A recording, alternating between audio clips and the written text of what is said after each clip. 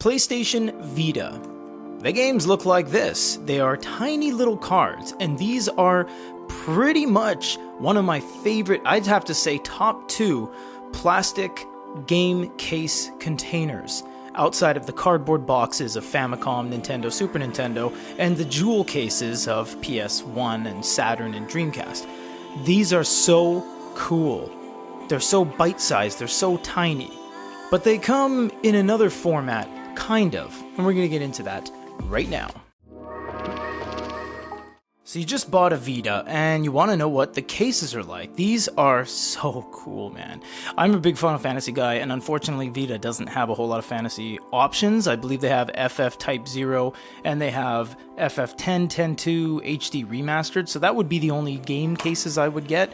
But this is what they look like. They're little miniature, bite-sized cases. You can hold them in between two hands. They're almost like a scaled-down version of the PlayStation 4 boxes, them being blue. So this is what they all look like on the inside. You get the game card. These were obviously because it's a Vita and everything's proprietary, but man, they use some proprietary stuff on Vita. The game cards obviously didn't fit in anything else. It wasn't like DS, 3DS where there was some sort of uniformity. And not only that, the but the external storage was also proprietary cards. You couldn't just use SD, so you had to get individual specific Sony cards to save games on. And then you get your inserts. Feel free to scan this code. It doesn't really matter, so go for it. And you just get some inserts, not a whole lot of manual offerings, but we're not really just touching on this. I want to touch on a very interesting subculture of Vita, and that's these. I bought this specifically for this video. Vita. I've been around games since NES. I've had Ataris, I've had Virtual Boys, Neo Geo Pocket Color, Wonder Swan, Panasonic 3DOs, Jaguar. I have never seen a collection of anime titles so vast on any console than Vita. We're going to put some overlay footage as well. When you go to used stores, you will see these gigantic boxes, and for scale, they are significantly bigger than the regular Vita game.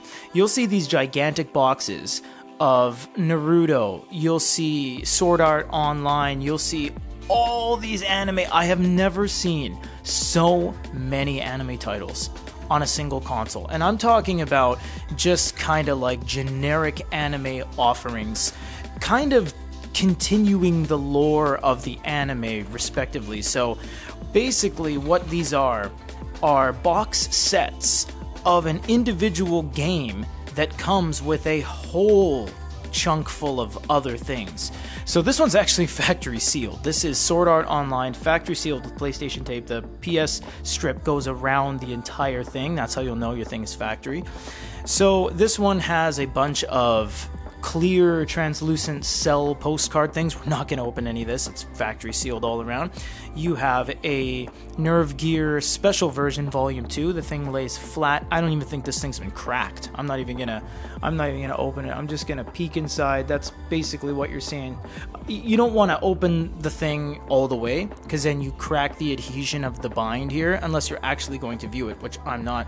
And then this one is open because it comes open. This is the soundtrack, and this one comes in a typical CD compact disc layout. Of course, not playable on the Vita, nor is it UMD like the PSP. So this is for Japan only, and for some reason it's made in Taiwan. I do not know what that's about, because the game and the software and everything else is made in Japan.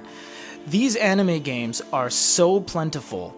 It's so extensively vast. I have never seen anything like it on any other console. It beats PSP. It beats any of the PS2 offerings, any of the PS3 offerings. It's crazy how many of these styles of games are on the Vita.